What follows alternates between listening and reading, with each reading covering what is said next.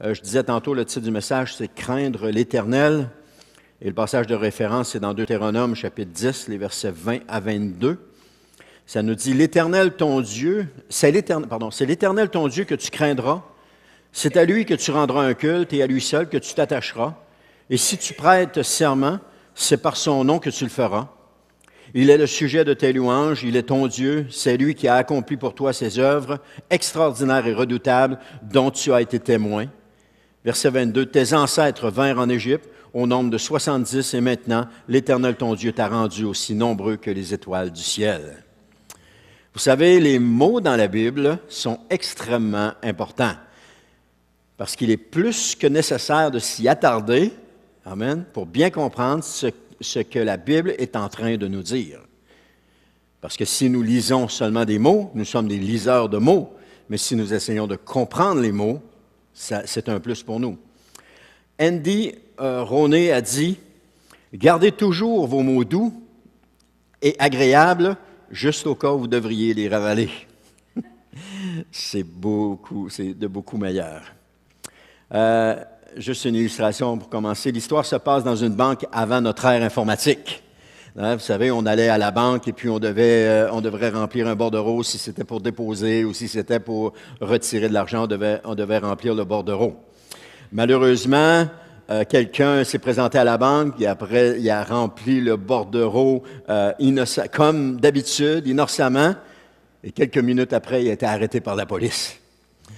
Et c'est ce qui est arrivé à un certain dénommé Ron Schwartz. Lorsqu'il a rempli son bordereau de retrait à la banque, dans une banque américaine, et je ne doutais pas qu'il allait être arrêté par la police.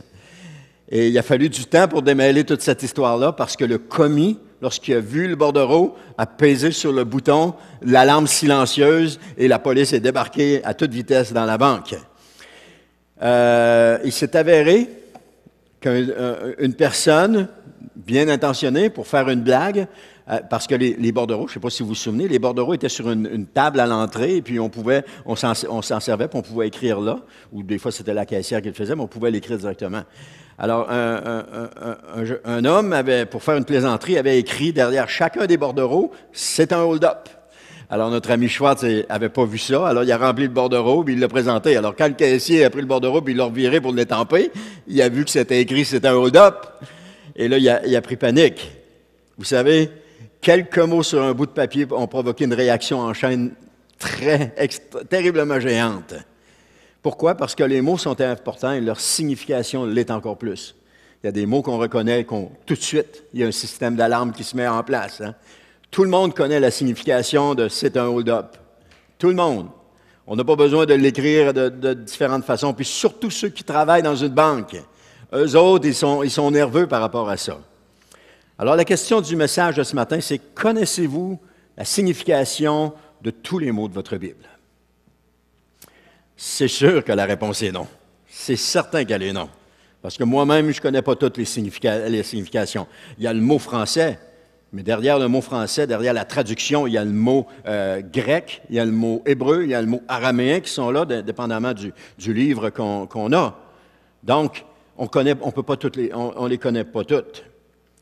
Des mots simples comme impudicité, fanfaron ou intempérant, on a une idée de leur signification, mais souvent nous déduisons de leur signification. Ça m'est arrivé une fois, on était dans une formation avec, vous les connaissez, Yvan et Sylvette Tremblay, ça s'appelle Sentier du cœur, on était dans une formation, et là on parlait de la préciosité d'une personne. Hein, comment la personne était précieuse pour nous. Donc on appelait ça la préciosité d'une personne. Et à un moment donné, préciosité, c'est bien beau, mais j'ai dit, ça veut dire quoi, préciosité? Parce qu'on en avait déduit que c'était bon. Alors, préciosité, ça veut dire caractère de quelqu'un dont les manières, le langage, les sentiments sont empreints d'une délicatesse et d'un raffinement artificiel. Là, non, c'est pas le bon mot pour ce qu'on veut dire. Quand on parle de quelqu'un qui, pour nous, est précieux, c'est pas de la préciosité, c'est pas de la préciosité, là. C'est quelqu'un qui est artificiel dans ce qu'il fait. Donc, il y a tout le temps un beau langage, il y a tout le temps des belles manières, mais sauf que c'est artificiel. Donc, ça frise l'hypocrisie. C'est très proche de l'hypocrisie, si ce n'est pas de l'hypocrisie. Donc, dans le texte qu'on a vu aujourd'hui, la signification des mots est importante. je ne sais pas si tu peux remettre la cétate précédente. La signification des mots est importante parce que la diapo, pardon. Parce que les mots aident à comprendre la pensée du Saint-Esprit. Ils nous aident à comprendre aussi la pensée de l'auteur, mais la pensée du Saint-Esprit qui a inspiré l'auteur. Ils permettent aussi de mettre en pratique la parole de Dieu, parce que si on connaît la signification du mot, on est en mesure de mettre la parole de Dieu en pratique. Seulement, si on ne connaît pas la signification du mot, on passe à côté d'une richesse incroyable. Et nous sommes des lecteurs de mots. On lit des mots, on ne connaissait pas. C'est dans la Bible Louis II, à un moment donné, Paul parle, c'est dans 1 ou 2 Timothée, dans Timothée en tout cas, il parle il donne la liste de ce que les gens vont être dans les derniers jours. Et puis là, il y avait toute une série de mots, puis tout ça, puis je regardais ça, puis je dis, Caroline, ça veut dire quoi tous ces mots-là? Il y en a qu'on le sait, mais il y en a d'autres, surtout dans Louis II, c'est écrit depuis 1910, donc l'édition date de 1910, donc les mots, c'était des mots qu'ils utilisaient peut-être à cette époque-là, mais pour nous, aujourd'hui, ça ne voulait pas dire grand-chose. Alors, je suis allé voir chacun des mots, ce que ça voulait dire, parce que je voulais en avoir le cœur net. Et j'ai découvert quelque chose à ce moment-là. Je n'ai pas juste lu des mots, j'ai découvert un petit peu plus profondément ce que Paul était en train de dire. Amen.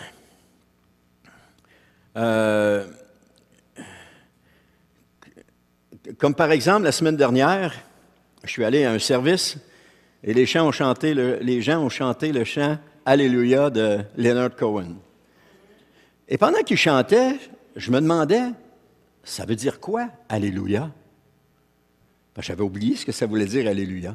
Est-ce qu'il y en a qui savent ce que ça veut dire, Alléluia? OK. Oui? Comment? OK. Mais moi, je ne m'en souvenais plus. Je ne m'en souvenais plus. Ça veut dire louer l'Éternel ou louer le Seigneur. Et là, les gens chantaient. Qu'est-ce qu'ils chantaient? Louer l'Éternel. Ils chantaient louer l'Éternel. Toutes les fois qu'ils prononçaient Alléluia, ils étaient en train de dire louer l'Éternel. Mais les gens ne savaient pas qu'ils chantaient ça. Ils n'avaient aucune idée de ce qu'ils chantaient. Et ça vient corroborer un passage, le psaume 67,4, on le voit dans la version de Louis II, qui nous dit « Les peuples te louent, ô Dieu, tous les peuples te louent. » Chaque fois que quelqu'un dit « Alléluia », il est en train de dire « Louez l'Éternel ». Il est en train, tous les peuples te louent. Alors, si les gens ne sont pas sauvés, qui ne connaissent pas Dieu, mais qui ils chantent la chanson, entre autres, de Leonard Cohen, et qui chantent Alléluia, ils sont en train de dire louez l'Éternel, louez l'Éternel, louez l'Éternel. Ils sont en train de louer l'Éternel. C'est extraordinaire. Amen. Je trouve ça extraordinaire. Si je vous dis le mot Hosanna, ça veut dire quoi?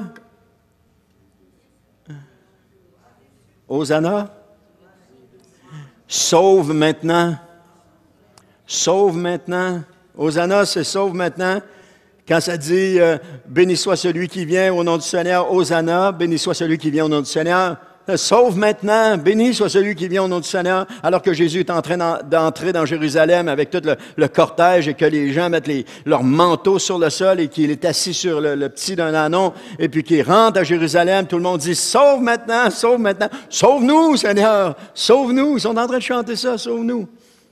Puis on voit dans Apocalypse 22, 17, et l'Esprit et l'Épouse disent viens. Viens nous sauver, viens nous chercher, viens nous racheter, viens Seigneur. Puis Amen, ça veut dire qu'il en soit ainsi. Hein? Je n'avais pas besoin de vous dire ça, vous le saviez. Ainsi soit-il ou qu'il en soit ainsi. Alors je finis ce petit bout-là avec qu'il en soit ainsi. Amen, gloire à Dieu, qu'il en soit ainsi. J'ai dit Amen. Deutéronome chapitre 10, verset 20, c'est l'Éternel ton Dieu que tu craindras. C'est à lui que tu rendras un culte, à lui seul que tu t'attacheras. Si tu prêtes serment, c'est par son nom que tu le feras. Et là où je veux juste mettre le point, c'est l'Éternel ton Dieu que tu craindras. On connaît tous le mot craindre. Hein? On sait tous ce que ça veut dire. En français, on a toute la définition de ce que ça veut dire. Mais par contre, dans le mot hébreu, parce que cette portion-là des Écritures de Deutéronome, c'est la Torah, ça a été écrit en hébreu, qu'est-ce que ça veut dire? Craindre. Pourquoi est-ce qu'ils ont choisi craindre? Craindre, ça veut dire révérer, Ça veut dire craindre, ça veut dire révérer, avoir peur. Et c'est à la voix active, c'est-à-dire que c'est celui qui c'est nous qui sommes le sujet principal de cela. Donc, craindre, avoir peur, se tenir dans la crainte de, être craintif, crainte, révérence, honneur, respect. Je me souviens, on disait tout le temps, ah, la crainte de l'Éternel, c'est le respect de Dieu. La crainte, c'est le respect. Mais c'est plus que ça. C'est plus que juste le respect. Parce que lorsque nous parlons de craindre Dieu, c'est tout cela en même temps, mais c'est plus encore. C'est, là, il y en a qui vont, le poil va le lever de même sur les bras, là, mais je vais le dire pareil. C'est avoir peur de lui et c'est aussi de le respecter. Ah non, mais on ne doit pas avoir peur de Dieu, blablabla. Vous allez voir tantôt là, pourquoi je dis ça. Là. C'est la même chose que les rois de l'époque. Les gens avaient peur d'eux et c'est ce qui faisait qu'ils les respectaient. Ils respectaient le roi parce qu'ils avaient peur d'eux. Ils avaient, en quelque sorte, la crainte du roi. Maintenant, il ne faut pas avoir peur de Dieu de façon maladive. Oh, il va me frapper. Oh, il va me punir. Oh, qu'est-ce que je viens de dire là? Je pense que j'ai perdu mon salut à cause de ce que je viens de dire. Non, il ne faut pas avoir ce genre de peur-là. Avoir la peur qui amène le respect. Parce qu'il est Dieu. Il est Dieu. Il est au-dessus de nous. Il nous a créés, il a créé le ciel et la terre, il a tout créé. Il est Dieu, il dirige tout. Et on doit avoir un respect de lui, un respect qui est mêlé de crainte. Parce que les rois pouvaient couper la tête de ceux qui s'élevaient contre eux. Ça, donc les gens les craignaient parce qu'ils risquaient de mourir. Mais si nous ne nous comportons pas bien, nous aurons à craindre la punition. Ben là, tu n'es pas pour dire que Dieu va nous punir. J'allais le voir tantôt. Comme nos pères nous aimaient, en tout cas pour une majorité, mais ils ne nous laissaient pas impunis. Ils nous aimaient, mais lorsqu'on ne se conduisait pas bien, ils ne nous laissaient pas impunis. Il y avait une punition. Comme le jeune garçon qui sait qu'il a mal agi et qui voit arriver son père, il ne court pas devant lui en disant « Oh, papa, je suis content de te voir. » Non, parce que quand sa mère va dire « Qu'est-ce qui s'est passé? » il va avoir des conséquences. C'est un peu la même chose avec Dieu. Si on ne se comporte pas bien, il y a des conséquences. Et on n'y échappe pas. Oui, on est pardonné. Oui, on est restauré. Oui, on a la vie éternelle. Mais il y a des conséquences si on n'agit pas bien. C'est pour ça qu'on se doit de respecter Dieu, de respecter ce qu'il nous dit, de respecter sa personne. On n'est pas de chumé avec Dieu. Hey, tape là-dedans, paf, tape là-dedans, tiens. On n'est pas de chumé avec Dieu. Il est Dieu, nous sommes sa création. On se doit de le respecter. Le respecter dans nos agissements, le respecter surtout dans ses paroles, dans ce qu'il nous dit de faire.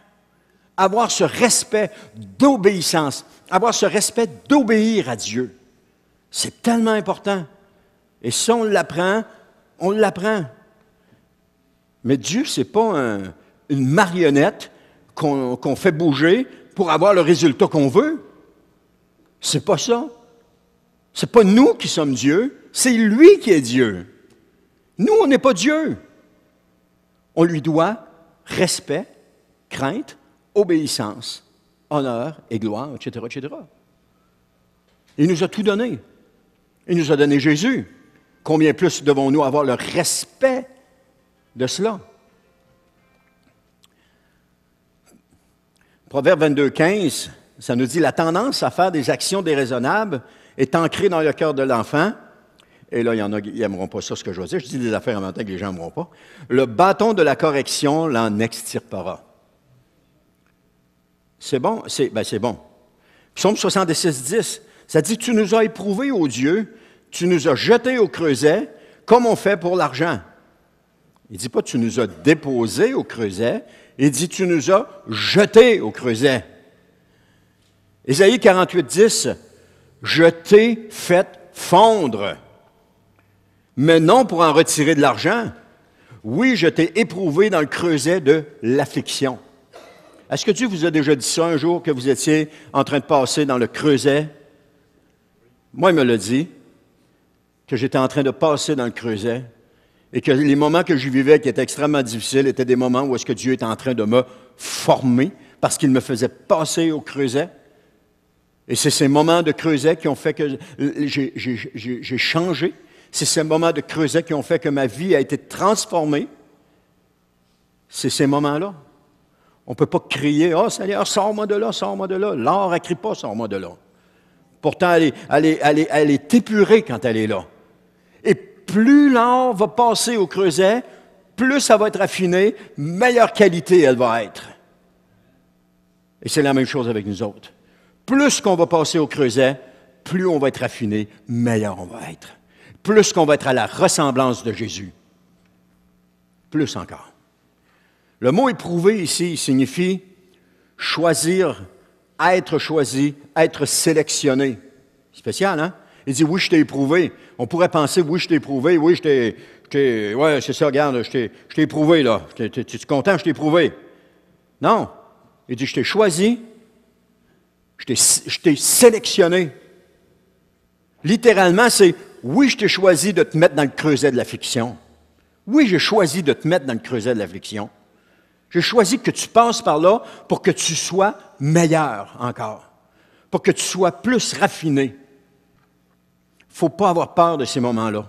Il faut les accepter, puis il faut les vivre, et non pas s'enfuir non plus. Alors, vous voyez comment la signification des mots peut être importante. Je vous en donne un autre. C'est à lui que tu rendras un culte. Ça veut dire quoi, culte? Le mot culte, il se traduit comment? On a une idée. Ah, on vient à l'Église, on vient pour le culte. Oui. Mais ce n'est pas ça que ça veut dire ici. Ça ne veut pas dire qu'on va se rassembler dans une église pour louer le Seigneur ensemble. C'est pas ça. Rendre un culte à Dieu, c'est pas ça. Rendre un culte, ça veut dire travailler, faire un travail, accomplir un labeur. Hein? Quand j'ai vu ça, c'est un autre bel exemple qu'on lit le mot, hein? Tu rendras un culte à lui seul, c'est à lui que tu rendras un culte. Et bien, on continue à lire, on n'arrête pas. Mais quand on arrête, on arrête et on se dit, oh, attends un peu là. Qu'est-ce que tu es en train de me dire, Seigneur? Qu'est-ce que tu es en train de me dire? Parce que la vie chrétienne, c'est de servir le Seigneur. Ce n'est pas de venir une fois le dimanche, s'asseoir dans une église et puis profiter d'un bon temps. La vie chrétienne, c'est de servir le Seigneur. C'est-à-dire, lorsque le Seigneur nous demande quelque chose, on le fait. On le fait. Oh, on peut lutter avec quelque temps, mais à un moment donné, on finit par le faire, parce que c'est ce que le Seigneur demande. Chaque fois qu'il nous demande quelque chose. Et si nous ne le faisons pas, si le Seigneur demande quelque chose, parce qu'il le répète, Dieu il est patient, il le répète, puis il le répète jusqu'à temps que nous le fassions. Et si nous ne le faisons pas, même après tous ces avertissements-là que nous ne le faisons pas, on s'endurcit. Et finalement, on finit qu'on n'entend plus la voix de Dieu. On ne l'entend plus nous parler. Pourquoi on ne l'entend plus nous parler? Parce qu'on s'est endurci et parce qu'on n'a pas obéi à ce commandement-là. Et tant et aussi longtemps qu'on ne revient pas là pour dire « OK, Seigneur, je vais le faire », il n'y a rien qui change autour de nous. On ne progresse plus, on ne grandit plus, on n'avance plus, on ne change plus. Il n'y a plus rien qui se passe. On reste là, sur place. Il faut à un moment donné revenir à cette ligne-là et dire « OK, Seigneur, je vais le faire. Je te demande pardon d'avoir résisté. Je te demande pardon, Seigneur, de ne pas avoir fait tout de suite ce que tu m'as demandé. Dieu est gracieux, Dieu est miséricordieux, il va pardonner. Mais on revient là, puis on recommence. OK, Seigneur, qu'est-ce que tu veux que je fasse maintenant? Seigneur, je sais qu'il y aurait juste envie de dire, mais ça fait 10 fois que je te le dis, 20 fois, 30 fois que je te le dis. Mais on dit, OK, Seigneur, répète-moi-le une dernière fois pour te montrer que je vais t'obéir. Et c'est comme ça. La vie chrétienne, ce n'est pas une vie de plaisance, c'est une vie d'obéissance. Et l'obéissance, c'est un des thèmes principaux de la parole. Tout ce qu'on voit dans la parole est relié à l'obéissance à Dieu. Tout. L'obéissance à sa volonté, l'obéissance à tout. Alléluia. Le Saint-Esprit parle fort ce matin. Pourquoi est-ce qu'il parle fort ce matin? Ça fait des années que je répète le même message, que je répète la même chose. À un moment donné, le Saint-Esprit met le poids qu'il faut pour qu'on comprenne que nous sommes là pour servir l'Éternel et non pas nous servir. On ne se sert pas de Dieu, on sert Dieu. On est là pour le servir. Ce qu'il nous demande, on le fait. Parce que si on ne le fait pas, il n'y a pas d'étape suivante. Il n'y en a pas. On végète. On tourne en rond sur place, on végète. J'ai toujours vu la situation comme, je suis dans une pièce, il y a une seule porte, puis le Seigneur dit, passe par cette porte-là. Non, va me trouver une autre porte, puis tu essaies de passer partout, tu essaies même d'enlever des morceaux sur le mur pour essayer de passer, tu essaies de sauter, tu n'es pas capable. Finalement, il faut que tu reviennes devant, puis tu dis, OK Seigneur, je vais passer par cette porte-là. Puis tu l'ouvres et tu passes par cette porte-là. Mais pourquoi est-ce qu'on n'y va pas? Pourquoi est-ce qu'on ne passe pas naturellement au premier coup? Parce qu'on a peur.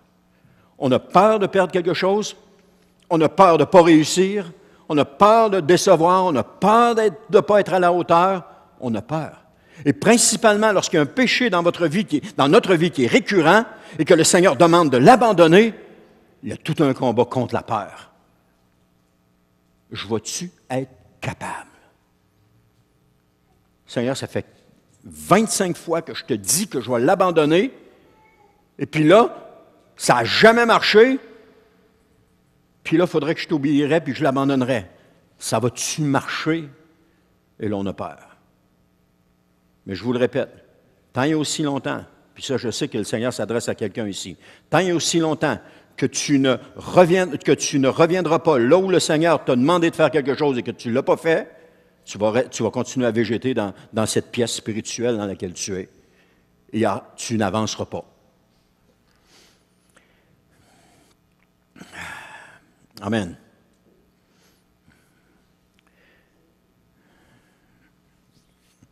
Là, j'ai dit toutes sortes d'affaires qui étaient... Amen. On va passer ce bout-là. OK. À lui seul, tu t'attacheras. À lui seul, tu t'attacheras. Alors, c'est l'Éternel, ton Dieu, que tu craindras. C'est lui seul que tu rendras un culte, et à lui seul, tu t'attacheras. Ça signifie s'accrocher, coller, adhérer, suivre étroitement, se joindre, rattraper, saisir, rester avec, être joints ensemble. Je m'attache, puis je ne veux pas le lâcher. Seigneur, je ne veux pas te lâcher. Je te tiens, Seigneur, je ne te lâcherai pas. Hein, quand les jeunes s'attachent après notre jambe, puis ah ouais, puis là, on avance avec, puis ils ne veulent pas lâcher. La même chose, on s'attache au Seigneur de cette façon-là. Mais comment est-ce qu'on est attaché aujourd'hui au Seigneur? Est-ce que c'est léger ou c'est solide? Est-ce que c'est léger que, aussitôt qu'il arrive quelque chose, on abandonne tout, on se retire, on ne vient plus, on ne veut plus? Est-ce que c'est léger comme ça? Ou bien si c'est solide de dire, Seigneur, quoi que ce soit qui arrive, je me reste attaché à toi. Et nous allons en avoir de besoin. Je l'ai dit tantôt là, un peu, on va en avoir besoin. Parce qu'avec ce qui s'en vient, on va en avoir besoin. Le monde n'ira pas en allant mieux. Il va y avoir une période, oui, où ça va aller mieux, mais ça va être une période d'accalmie qui va précéder le retour de Jésus. Quand les gens vont crier paix et sécurité, ça va être cette période-là. Mais d'ici là, on n'a pas fini. On n'a pas fini. On a besoin de s'attacher à Jésus. Parce que comment est-ce qu'on va passer à travers tout ça si on ne s'attache pas à Jésus? Prenez en Europe présentement, c'est affreux, là. Pas de gaz, rationné sur l'électricité, c'est affreux, là. Les 2 dernières années, c'était le COVID, toutes les choses qu'il y avait là-bas. Et là, on est là. C'est pas drôle, là. Ça dit, à lui seul, tu t'attacheras. À lui seul, tu t'accrocheras, tu te colleras, tu adhéreras, tu suivras étroitement, tu te joindras. Et dans le monde que nous vivons aujourd'hui, nous nous attachons à trop de choses et pas assez à Dieu. On s'attache au sport, on s'attache à la télévision, on s'attache à notre travail, on s'attache à nos loisirs, mais on ne s'attache pas assez à Dieu. On a besoin de s'attacher à Dieu. Parce que si nous craignons Dieu réellement, nous le servirons en premier et nous nous attacherons à lui. C'est aussi simple que ça. Parce que Dieu doit passer en premier en toutes choses. Le Seigneur m'avait repris à un moment donné, dans ma période où j'étais camionneur. C'est une période que j'ai beaucoup aimée. Conduire des camions, j'ai beaucoup aimé ça. Et quand il y avait une réunion de famille, tout ce que je parlais, c'était de ça. C'était une passion. Et à un moment donné, pendant que je parlais de ça, j'entendais le Saint-Esprit qui me disait, « Mais pourquoi tu parles plus de ton travail que de moi?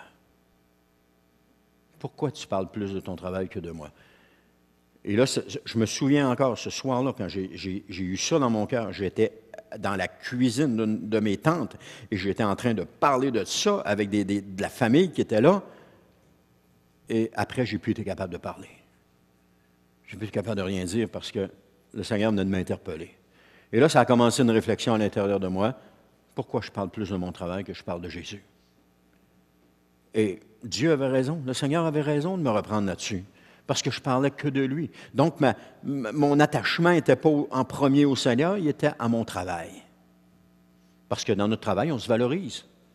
C'est compréhensible, mais ça ne devrait pas être. Mais on se valorise.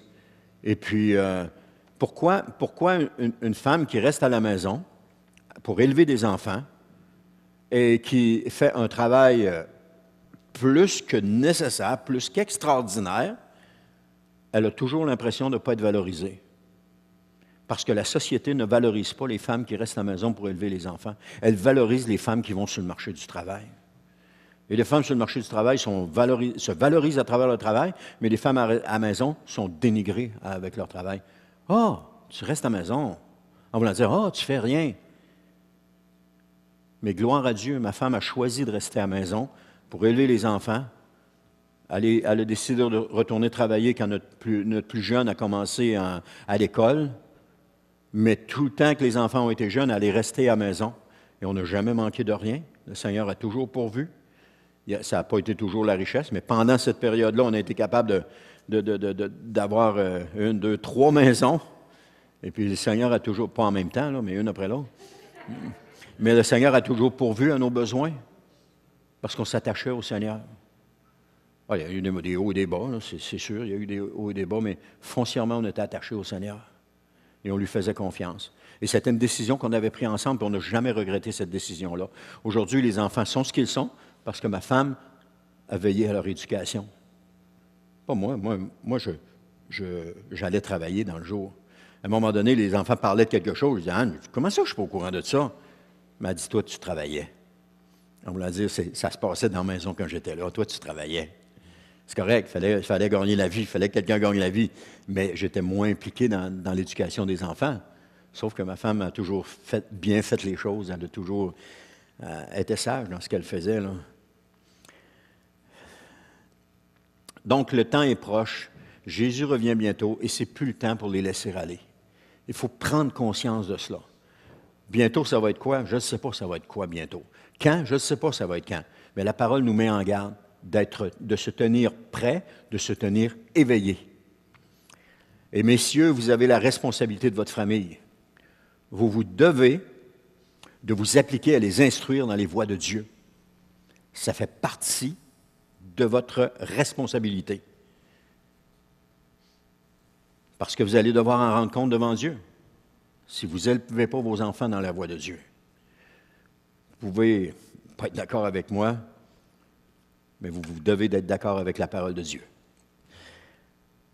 La fréquentation à l'Église se doit d'être une priorité dans la vie de chaque enfant de Dieu. Avant n'importe quelle activité, l'Église doit passer en premier. Un homme de Dieu comme Mario Cyr, qui vient ici de temps à autre à raconter comment l'Église était une priorité dans sa vie. Et aujourd'hui, cet homme en goûte les fruits de cela. Ça a été une priorité dans ma vie. On choisissait l'Église plutôt qu'une activité.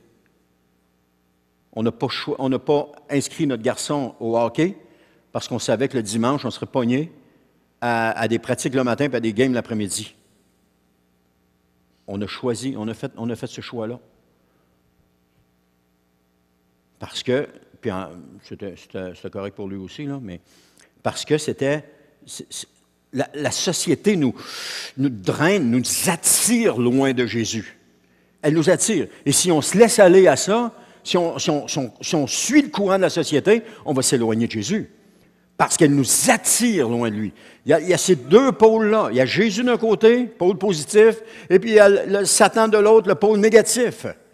Malheureusement, on est attiré d'un côté ou de l'autre. Mais le monde nous attire. Et si on embarque dans toutes ces choses du monde-là, on délaisse Christ, on délaisse l'Église. On abandonne.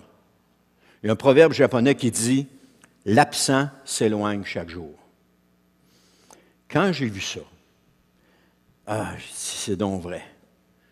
Parce qu'une période de temps dans ma vie, j'avais plus le goût d'aller à l'Église. J'avais plus le goût. On y allait, mais je ne parlais pas à personne quand j'y allais. Je rentrais, m'assisais, blabla, puis je repartais.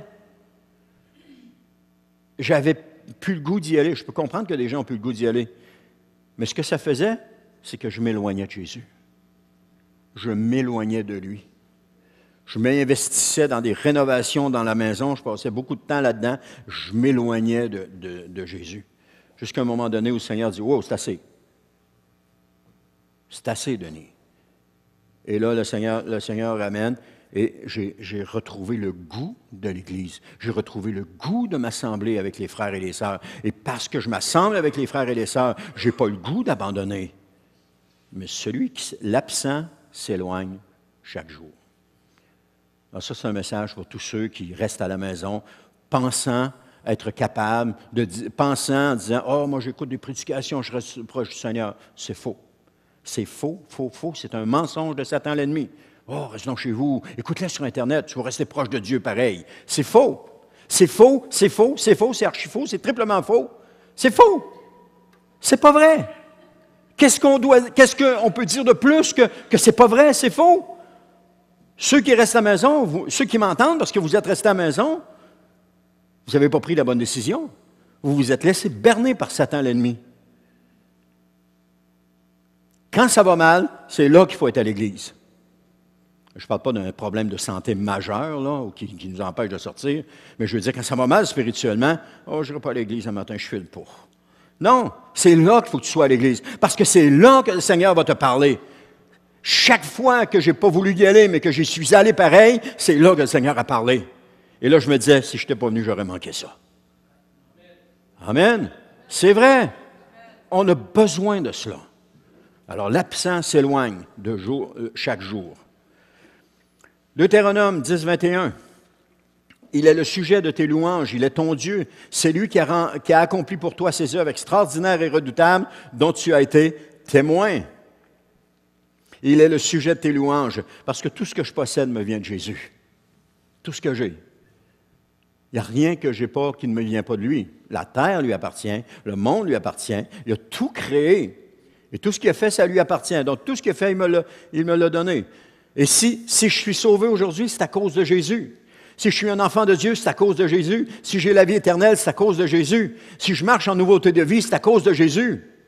Tout est à cause de lui. Sauf mes malheurs. Amen, qu'il en soit ainsi. Ou Alléluia, louez l'Éternel, ou Hosanna, sauve maintenant. Même un autre, Abba, qui veut dire Père. Il est ton Dieu, je vous l'ai dit tantôt, on n'est pas de chumé avec Dieu. La relation ne signifie pas la désinvolture, mais elle signifie le sérieux et le respect. Désinvolture, ça veut dire quoi? Manière trop libre d'agir, de se comporter à l'égard de quelqu'un. Tout simplement. Il est celui que nous respectons et à qui nous devons d'obéir. Le message de ce matin, c'est obéissons à Dieu d'abord et avant tout. Ce qu'il nous dit de faire, faisons-le. Et l'Église va se porter mieux. Vous allez vous porter mieux. Votre famille va se porter mieux. L'Église va se porter mieux. Le monde va se porter mieux si on fait ce que l'Éternel nous demande. Il est celui qui mérite notre plus grand respect. On n'a pas confiance du sacrifice que Jésus a fait pour nous justifier. Il a donné sa vie pour nous. Est-ce qu'on se rend compte de ça? Est-ce qu'on s'est arrêté pour juste méditer sur ça, de dire, OK, Seigneur, tu as donné ta vie pour moi. Est-ce que je serais prêt à donner ma vie pour l'humanité? Ou est-ce que je serais prêt à donner ma vie pour quelqu'un? Quelqu'un qui est condamné à la peine de mort, qui est un criminel, et le Seigneur dirait, Denis, tu vas aller donner ta vie pour lui, pour qu'il soit libéré. Est-ce que je serais prêt? Pourtant, c'est ce que Jésus a fait. On était condamnés. On avait le poids du péché sur nos épaules. Et Jésus, avant même que nous soyons nés, nous dit Paul, Jésus a donné sa vie pour nous. Oh, quand on s'arrête à méditer là-dessus, là, parfois on banalise la chose, puis on ne respecte plus Dieu. Oh, Jésus a donné sa vie pour moi. Mais quand on s'arrête, je vous garantis que si on médite juste ça, là, ça ne sera pas long qu'on va brailler. Là.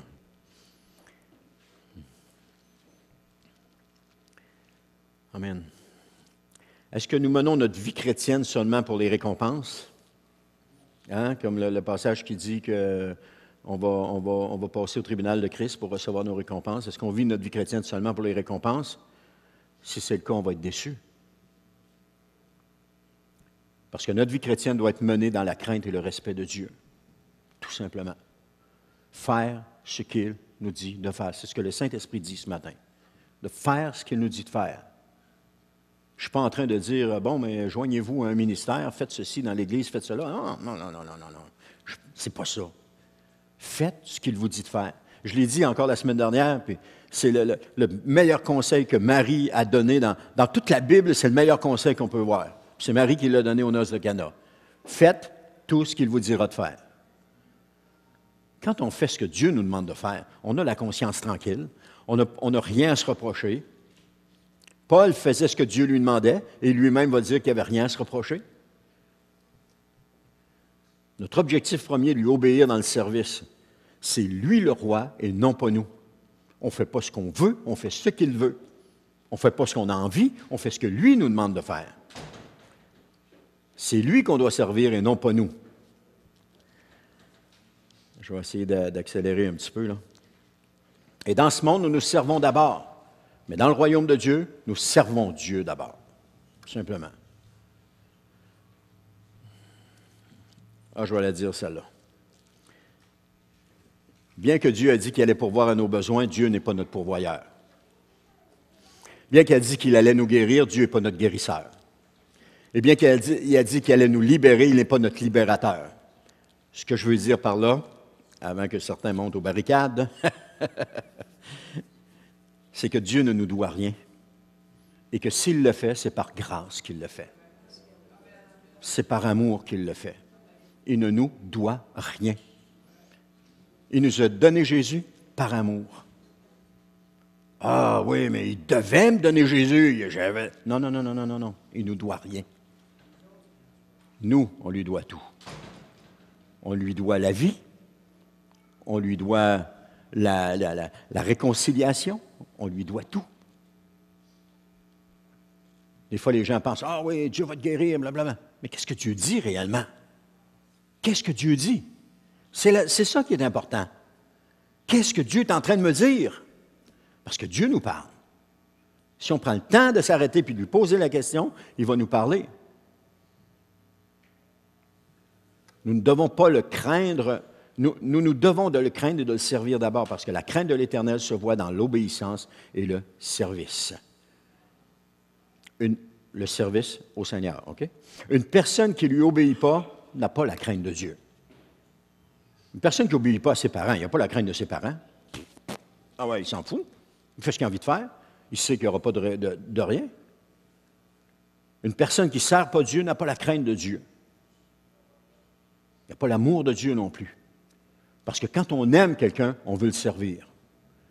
Quand on aime quelqu'un, on veut le servir. On veut faire ce qu'il nous demande. Et qu'est-ce que Dieu vous dit maintenant? Qu'est-ce qu'il est en train de vous dire? Maintenant, où ça fait des années qu'il vous le dit, et vous n'avez pas bougé d'un pouce, parce que vous ne voulez pas le faire. Mais de toutes ces années où vous n'avez pas bougé d'un pouce, vous êtes resté à la même place. Vous n'avez pas grandi d'un poil. Ça va comme ça. On peut essayer de se convaincre, on peut essayer de se féliciter, on peut essayer de s'encourager, Mais tant il y a aussi longtemps qu'on n'obéit pas au Seigneur, il ne se passe rien. Parce que quand on ne veut pas obéir, on fait la sourde oreille. Puis je l'ai dit tantôt, à trop longtemps à ne pas écouter, on s'endurcit et on finit par ne plus servir et craindre Dieu. Il est ton Dieu. N'oublie jamais ça. C'est lui qui a accompli pour toi des œuvres extraordinaires et redoutables dont tu as été témoin. Amen. Et c'est quoi l'œuvre extraordinaire et redoutable qu'il a accomplie? Hein? La Bible nous dit dans Romains 5, 6, « Avant que tu sois sans force, Christ est mort pour toi. » Le fait que Christ soit mort pour moi, c'est l'œuvre la plus extraordinaire que Dieu a accomplie. Parce que quand on étudie un peu plus le nom de Jésus, la relation avec le Père, quelqu'un disait cette semaine, au ciel, Jésus va dire dans Jean, il dit, moi et le Père, nous ne faisons qu'un. Pourquoi il est sur la terre puis le Père est au ciel? Sur la terre, c'est différent. Mais au ciel, Jésus et le Père, il n'y a pas de différence. Ils sont ensemble, il n'y a pas de différence. On ne peut pas voir la différence entre les deux. Ils ne font qu'un, ils sont ensemble. C'est ici sur la terre que c'est différent. C'est ici sur la terre qu'on fait des distinctions puis qu'on sépare les choses. Amen. La croix, je ne sais pas si je l'ai publié celle-là, mais la croix est le souvenir de l'œuvre extraordinaire de Christ pour sauver celui qui croirait en lui. Amen. De quelle œuvre redoutable avons-nous été témoins? Parce qu'il a fait des œuvres. Ici, c'est sûr que Dieu parle au peuple d'Israël. Les œuvres qu'il a fait, qu'on voyait des œuvres extraordinaires et redoutables, c'est quand il les a libérés de l'Égypte. C'était une œuvre extraordinaire et redoutable. Mais pour nous, alors pour ceux qui ne connaissaient pas Jésus, l'œuvre la plus redoutable fut la résurrection de Christ. C'est l'œuvre la plus redoutable parce que celle-ci venait confirmer la suprématie de Dieu sur la mort. C'est lui qui a ressuscité Christ. Puis en ressuscitant Jésus, il a émis un arrêt de mort contre Satan et ses démons et tous ceux qui refusent de suivre Jésus et de lui obéir. C'est ça. Et le message de la bonne nouvelle, c'est que Jésus est venu nous libérer. Il est mort, il a souffert, il est mort, il est ressuscité le 3e jour pour que nous soyons libérés de cet esclavage de péché. C'est une œuvre extraordinaire et redoutable. Extraordinaire pour ceux qui vont croire en Jésus, mais redoutable pour ceux qui ne croiront pas en Jésus. Parce que Jésus est mort aussi pour eux, mais ils ne veulent rien savoir. Ils ne veulent pas en entendre parler. Ça, c'est une œuvre qui est redoutable pour eux. Mais pour celui qui reconnaît Jésus comme son Seigneur, c'est une œuvre extraordinaire. Amen. Ainsi soit-il. Amen. Gloire à Dieu. Deutéronome 10, 22, puis je termine avec ceci, puis on va, si l'équipe de louange peut s'avancer. Deutéronome 10, 22, ça dit « Tes ancêtres vinrent en Égypte au nombre... » Ça, c'est un passage qui est intéressant, vous allez voir. « Ils vinrent en Égypte au nombre de 70, et maintenant l'Éternel, ton Dieu, t'a rendu aussi nombreux que les étoiles du ciel. » Alors, 70 personnes, on va faire un petit calcul ce matin, 70 personnes sont arrivées en Égypte, et maintenant c'est un peuple nombreux aujourd'hui. On nous dit aujourd'hui qu'il y a environ 14 500 000 Juifs qui vivent sur la terre présentement. Et c'est un peu moins qu'en 1925, avant la Shoah. La Shoah, c'est avant qu'il soit décimé par le régime nazi. Sur les 14 500 000, il y en a 85 % qui vivent en Israël et aux États-Unis. Donc, il y a seulement 15 % qui vivent en dehors de ces deux pays-là. Et on compte environ 6 400 000 Juifs en Israël et 5 700 000 Juifs aux États-Unis. Écoutez ce que Dieu a dit à Abraham dans Genèse 15, verset 5. Il dit, « Contemple le ciel et compte les étoiles si tu es capable. » Et il ajouta, « Tes descendants seront aussi nombreux qu'elles. » Contemple le ciel. Et si vous sortez dehors la nuit, vous contemplez le ciel, vous ne verrez pas beaucoup d'étoiles. Parce que la pollution lumineuse empêche de voir des étoiles. Je voyais dans un vidéo qu'il y a une caméra qui avait été placée sur un bateau, un porte-conteneur. Ils appellent ça en time-lapse, c'est-à-dire en accéléré. On voit le porte-conteneur qui s'en va et on passe de la journée à la nuit. Et quand il est au milieu, il est en Asie, là, dans une mer en Asie. Et quand il est au milieu de la nuit, c'est incroyable le nombre d'étoiles. Je n'ai jamais vu d'étoiles de même de toute ma vie. Et j'en reviens pas. Je peux peut-être placer le vidéo sur la page du Centre chrétien, ceux qui veulent le voir, là. Mais c'est tellement extraordinaire. Et à un moment donné, on le voit qui s'approche d'un grand centre, parce qu'il va à Singapour, après ça, il va à Tokyo. On le voit qui s'approche d'un grand centre, et là, il y a beaucoup de pollution lumineuse, et on perd les étoiles dans le ciel. Ah, c'est beau, les lumières de la ville sont là, mais on perd les étoiles dans le ciel. Alors, imaginons Abraham, il n'y a pas de pollution lumineuse, il est dehors, et le Seigneur, il lui dit, contemple et compte les étoiles. Combien d'étoiles pouvons-nous voir à l'œil nu? Pas la parole de Dieu, mais les spécialistes nous disent qu'on peut compter environ 10 000 étoiles à l'œil nu, qu'on peut voir, qu'on peut compter. Notre galaxie, à elle seule, en compte 200 milliards. C'est minime ce qu'on peut compter. Mais la promesse de Dieu à Abraham, c'est littéralement accompli. Contemple le ciel et compte les étoiles si tu es capable, puis il ajouta, tes descendants seront aussi nombreux qu'elles. Compte-en jusqu'à 10 000 si tu es capable. Essayez de compter des étoiles. À un moment donné, vous venez les yeux tout embrouillés. Là, vous ne savez plus si vous l'avez compté ou pas. Non, c'est impossible à compter. Mais il y en a à peu près 10 000.